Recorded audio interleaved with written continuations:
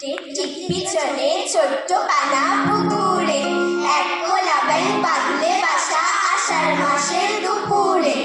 একটি বাসার নিচে বেনি ডজন দুদিন ব্যাঙাচি এই নিয়ে এসে ফেললো ভরে পুকুরের এক কানাচি।